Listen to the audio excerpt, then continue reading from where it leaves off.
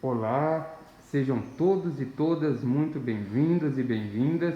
Na aula de hoje, nós iremos avaliar algumas técnicas que têm a função de minimizar o escurecimento enzimático ocorrido em alguns vegetais durante, por exemplo, o congelamento ou descongelamento desses vegetais, sejam eles legumes, hortaliças ou frutas. Então, na aula de hoje, nós iremos trabalhar com dois grupos de vegetais.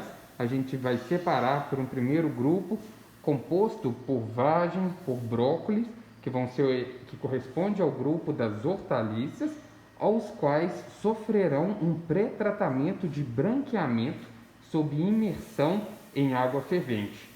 Um segundo grupo vai ser o grupo das frutas, composto por maçã, pera e banana, em que essas frutas receberão um pré-tratamento de imersão em solução de ácido cítrico.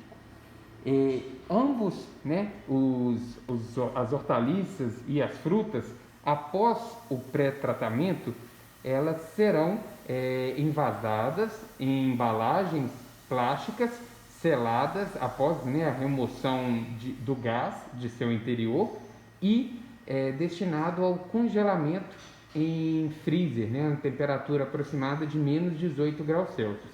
Esses alimentos ficarão sob congelamento em alguns dias e após o seu descongelamento nós iremos avaliar o efeito do pré-tratamento em cada uma dessas condições. Os vegetais, eles sofrem escurecimento enzimático devido à presença de um grupo de enzimas chamado de polifenol oxidase. Esse grupo de enzimas é o principal grupo responsável pelas alterações nos alimentos. Nós faremos um teste laboratorial, um teste in vitro aqui no Laboratório de Tecnologia de Alimentos para avaliar o efeito do nosso pré-tratamento em relação à inativação ou à redução da atividade das enzimas responsáveis pelo escurecimento enzimático. Porém, devido à dificuldade de se encontrar as polifenol oxidases como as enzimas para indicar a eficiência desse teste, nós utilizaremos outro grupo de enzima que tem ação semelhante, que são as peroxidases, também encontrada em vegetais. Elas são termorresistentes, Então, um alimento que seja submetido a um branqueamento numa temperatura que não seja adequada ou por um tempo muito curto, menor do que aquele tempo que seria necessário para inativar essas enzimas, eles dariam um resultado positivo para esse teste com a peroxidase. Para isso, a gente vai utilizar o guaiacol, que é um substrato da peroxidase, e a gente vai verificar se houve a alteração da coloração no alimento após a adição do guaiacol e da água oxigenada, que vai ser uma fonte de oxigênio, para a ação da peroxidase. Aqui, esses alimentos, eles estão imersos em solução contendo hipoclorito de sódio, numa concentração aproximada de 150 a 200 ppm, o equivalente a aproximadamente uma colher de água sanitária para cada 1 litro de água utilizada. Nós iremos fazer esses testes considerando dois grupos. Um grupo controle, onde não receberá o pré-tratamento, e o outro grupo controle, que receberá o pré-tratamento de branqueamento para as hortaliças, e o controle, onde as frutas não receberão o pré-tratamento de imersão, e o grupo que vai passar por esse pré-tratamento antes do congelamento. Espero que vocês gostem e que vocês aproveitem a aprendizagem dessa aula prática. Um abraço. Como vocês podem ver, aqui nós temos a banana picada que está sendo adicionada numa solução de ácido cítrico 5%. Agora nós vamos também acrescentar a maçã picada, uma parte dessa maçã picada dentro da solução contendo 5% de ácido cítrico.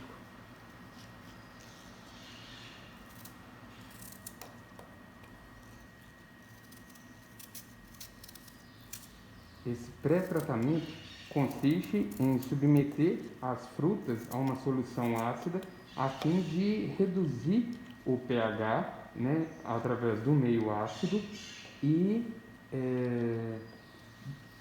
alterar o meio, as condições que seriam ótimas para a ocorrência da reação de escurecimento enzimático, provocado tanto pelas polifenol oxidase quanto, né, pelas peroxidases, quando na presença, por exemplo, de um substrato como o guaiacol, ao qual é convertido em um composto com uma pigmentação. Vocês podem ver, aqui temos a pera dividida em dois grupos, né? Um grupo que vai ser submetido ao tratamento por imersão ácida e o outro grupo que vai ser congelado sem passar por esse pré-tratamento com a solução ácida. O mesmo aconteceu para as outras frutas, tanto a banana e a maçã. As frutas vão ficar submersas nessa solução de ácido cítrico a 5% por 5 minutos. Depois esse ácido cítrico ele vai ser escorrido, né? E essas frutas vão ser envasadas em plásticos para posterior congelamento. Passados 5 minutos, nós vamos escorrer toda a solução ácida que foi utilizada. E aí a gente está utilizando uma peneira para conseguir fazer isso. E nós iremos, né, coletar uma amostragem de cada uma dessas frutas que passaram pelo pré-tratamento, assim como as frutas que não passaram pelo pré-tratamento, para fazermos a prova do guaiacol, para verificar a eficiência, né, a eficácia desse pré-tratamento para minimizar o escurecimento enzimático. Essa é uma seladora de embalagens de alimentos, onde é possível conectar esse equipamento a um cilindro de vácuo. Então, se a gente tivesse no laboratório uma bomba a vácuo conectada a essa seladora, seria possível, inclusive, selar uma embalagem de alimento, né, produzindo um vácuo ali, removendo o ar de dentro da embalagem, a fim de aumentar a vida útil de prateleira de alguns produtos alimentícios. Dando continuidade à nossa prática, nós iremos fazer selar a embalagem, né, contendo os tratamentos das frutas, a banana que recebeu o tratamento de imersão no ácido cítrico a 5%, assim como o grupo, né? Então aqui, como vocês podem ver, nós selamos a embalagem a fim de remover, né, de dificultar a entrada de oxigênio ali, que é um substrato para a reação de escurecimento enzimático. E aqui, como vocês podem acompanhar, a gente está selando a embalagem contendo a banana sem o tratamento por imersão em ácido cítrico. Então, a seladora, ela apita, né, quando o processo de selagem concluiu, e nós prosseguiremos, né, com esse procedimento para as demais amostras. Agora nós iremos armazenar os pacotes das frutas, né, já seladas, no freezer a menos 18 graus Celsius, a fim de que essas frutas sejam congeladas, e após o seu descongelamento iremos avaliar, né, as alterações ocorridas em ambos os grupos.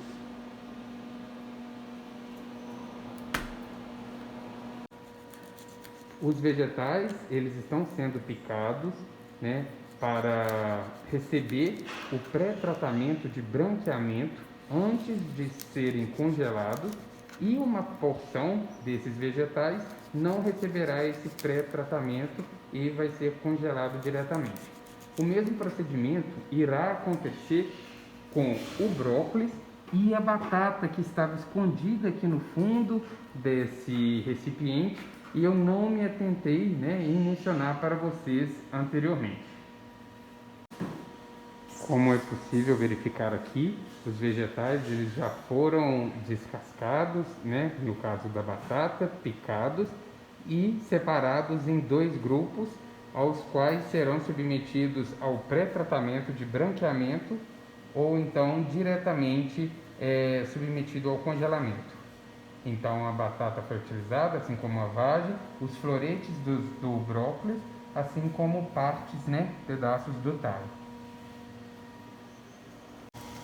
Como vocês podem ver, temos a água em ebulição, onde um grupo de batata picada vai ser submetido ao branqueamento, vai ser deixado por um determinado tempo nessa água, né, em temperatura de ebulição. Assim como o brócolis.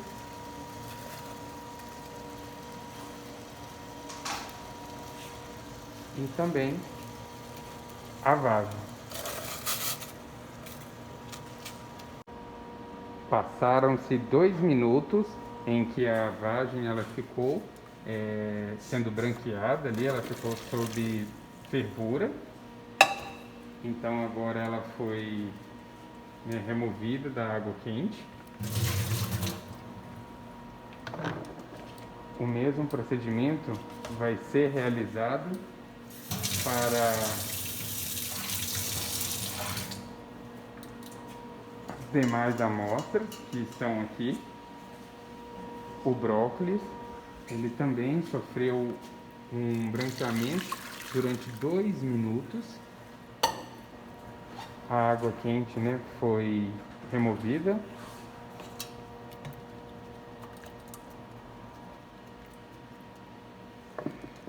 Enquanto a batata, o branqueamento testado, utilizado na batata, foi equivalente a 3 minutos.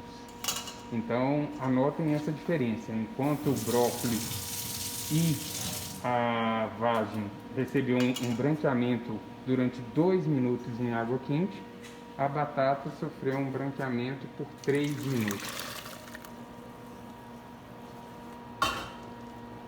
Após a remoção dos vegetais da água fervente, eles recebem um banho frio em água com gelo rapidamente, a fim de diminuir a temperatura e cessar o processo de cocção, para que a estrutura, a textura dos vegetais não seja comprometida. Então aqui vocês podem visualizar as amostras que passaram pelo branqueamento, elas estão recebendo, né, um banho de gelo, um banho em água fria, a fim de reduzir a temperatura, né, próxima daquela temperatura ambiente. Ao final desse processo, a água vai ser escorrida novamente e esses vegetais vão ser envasados, selados em embalagens e congelados em freezer a temperatura de menos 18 graus Celsius. Aqui nós temos os vegetais trabalhados, as nossas amostras. Então a gente tem a pera sem o tratamento por imersão em ácido cítrico e com a imersão, a maçã sem o tratamento, com tratamento, a banana, o brócolis sem o tratamento por branqueamento e com o branqueamento por 2 minutos, o brócolis sem, o brócolis com, e a batata sem o tratamento e a batata com branqueamento por 3 minutos.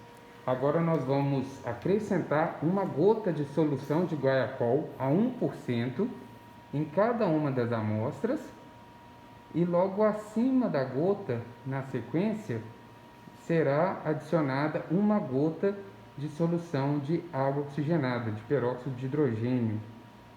Então aqui estamos acrescentando o guaiacol, que é um substrato para a ação da peroxidase, né, que vai agir caso ela esteja ativa em presença de oxigênio. Aqui nós temos a solução de água oxigenada,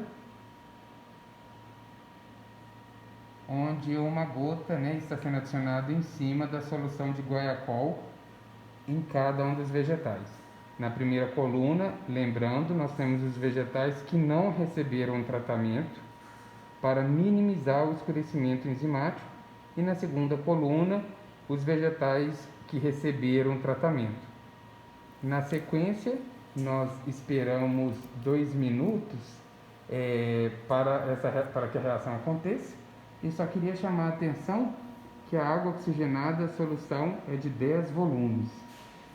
Então, acompanhando aqui, vocês já podem ver a diferença da coloração que foi formada, que adquiriu os vegetais que não sofreram um pré-tratamento, seja por branqueamento ou por imersão em solução de ácido cítrico, né, comparado com o grupo que recebeu o tratamento e, consequentemente, modificou a condição ótima de ação no caso aqui, nós estamos testando as peroxidases, né, que é um grupo de enzima que teria uma resistência térmica e assim como um pH ótimo de ação semelhante às enzimas polifenol-oxidases. Então, nesse nosso teste de eficiência, estamos utilizando o grupo das enzimas peroxidase como um indicador de eficiência dos nossos pré-tratamentos. Então, a gente pode, inferir que as polifenol-oxidase elas também estariam agindo no grupo dos alimentos da primeira coluna, quando comparado, com o grupo da segunda coluna, que a gente começa a perceber a alteração da coloração, mas em menor proporção quando comparado aos alimentos que não passaram pelo pré-tratamento.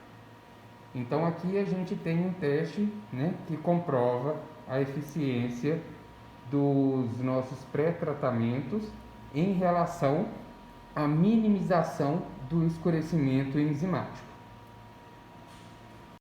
Da mesma forma que as frutas foram seladas, os vegetais também estão sendo selados, a fim de que eles sejam armazenados, que eles sejam submetidos ao congelamento, em uma embalagem com uma embalagem selada com uma barreira contra o oxigênio, que seria um substrato à reação de escurecimento enzimático através das enzimas polifenol-oxidases, que depende da presença de oxigênio para oxidar os compostos polifenólicos e assim produzir compostos de cor. Da mesma forma, as amostras de vegetais, de hortaliças, assim como a batata, foram submetidas ao congelamento a menos 18 graus Celsius. As amostras de vegetais e das frutas que receberam um pré-tratamento antes de serem submetidos ao congelamento, elas foram retiradas do congelador, onde elas estavam sendo armazenadas a menos 18 graus Celsius, e agora elas estão à temperatura ambiente, a fim de que alcance a temperatura ambiente, elas descongelem, e então nós poderemos verificar as alterações ocorridas em todas as amostras, tanto no grupo controle quanto os que receberam pré-tratamento.